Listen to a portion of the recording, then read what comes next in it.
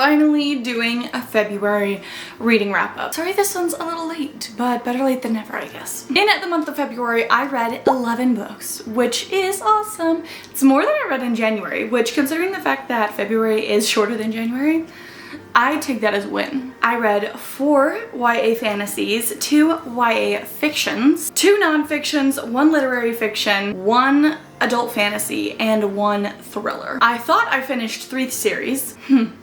We'll get into that later. I read 6 books on my Kindle, 4 physical books, and 1 audiobook. So let's get into them. The first book that I finished in February was Everything Is Tuberculosis by John Green. Now this book was not at all what I thought it was gonna be. I thought that it was going to be taking famous pop culture references and relating them back to tuberculosis, because that was how I had seen this book a bit advertised in some of John Green's press surrounding the release of this book, but that's not at all what this book was about. It is about the history of tuberculosis, the disease, and how pop culture has played a hand in said history. John Green cites economic disparity as a main factor in tuberculosis still being the cause of death for so many people today.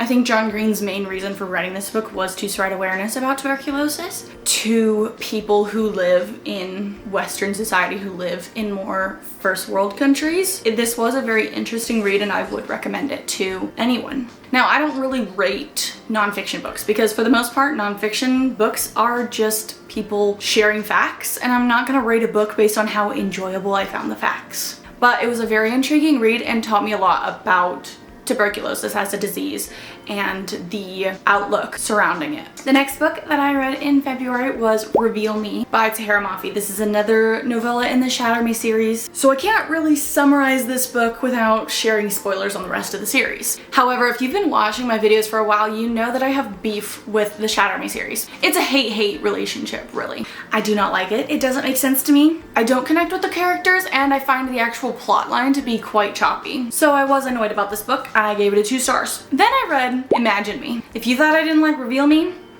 this book was even worse. There was a specific plot point that did not make any sense in the context of the story that we've been building throughout the 1,553 books in the Shatter Me series. It was mentioned a tiny bit, but a lot of attention was drawn to it, and then it was never mentioned again. Now that is a big reason that I struggle with this series, because there are so many details, so many plot lines that are brought up and explained in such detail in one point and then never brought up again.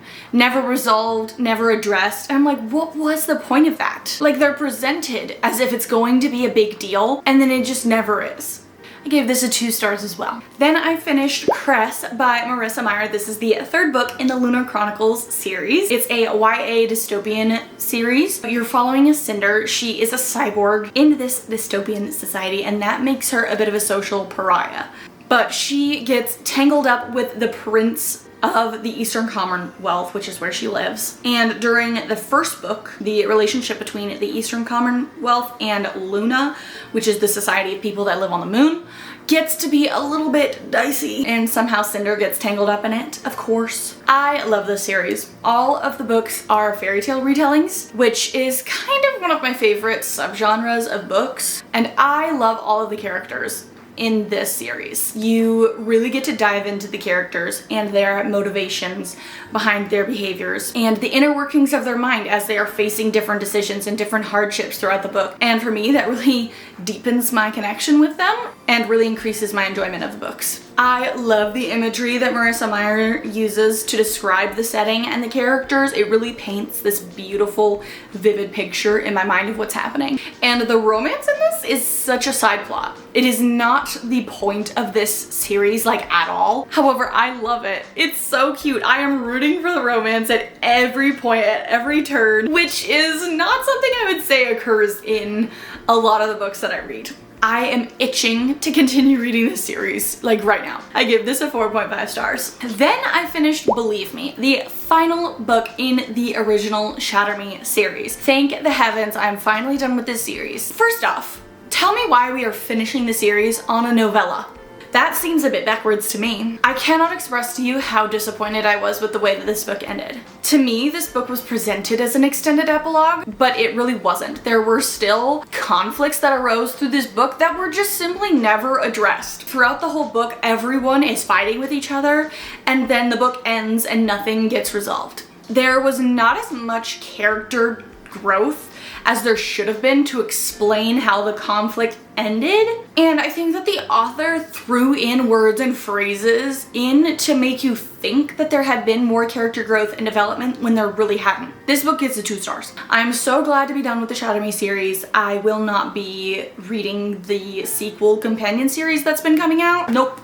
Will not. Then I finished Hidden Figures, which was my second nonfiction of the year. I think that's 2 more nonfictions than I read last year. Now, this one definitely had a different feel than the movie. What I didn't know is that the book is a nonfiction telling of the events of these women's lives, and the movie is a more fictionalized version of those events. But I really did like the author's writing style, and I really liked the way the facts were presented and the flow of this book.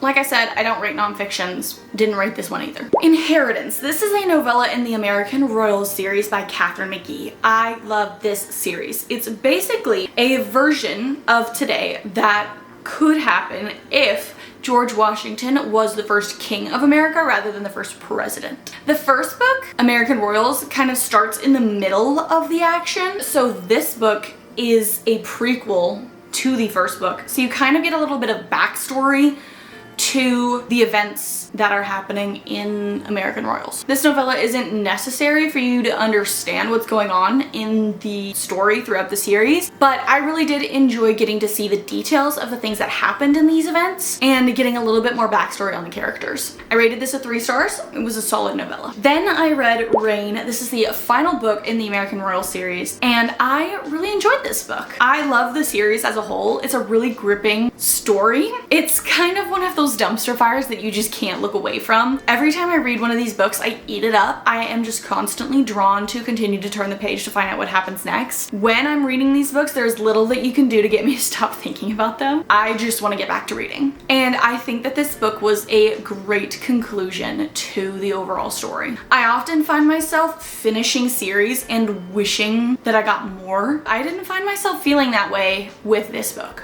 I gave this a 4 stars. Then I read A Slice of Heaven by Cheryl Woods. This is the second book in the Sweet Magnolias series, which has now become a TV show on Netflix. Now I will say, if you have watched the show but haven't read the books are formatted a bit differently than the show is. So the books, you are kind of focusing on one of the 3 Sweet Magnolias and getting a lot more depth to their story than you do in the show. So the first book, Stealing Home, focused mainly on Maddie and Cal's story. What you got in that book kind of is the culmination of what you got over like the first 3 seasons of the Sweet Magnolias show. Now this one is focusing on Dana Sue. Her life has been in turmoil since her husband Ronnie cheated on her and she threw him out. Now their daughter is experiencing some health issues that land her in the hospital, and so Ronnie has come back into town obviously to take care of his daughter and is now thrown back into Dana Sue's life. She's kind of struggling to make it through this whole process of trying to help her daughter get better, but also navigating the unresolved hurt that she has been experiencing in her relationship with her husband. So like I said, these books are kind of a little disorienting to read because the flow of the plot is so different from the TV show that I love.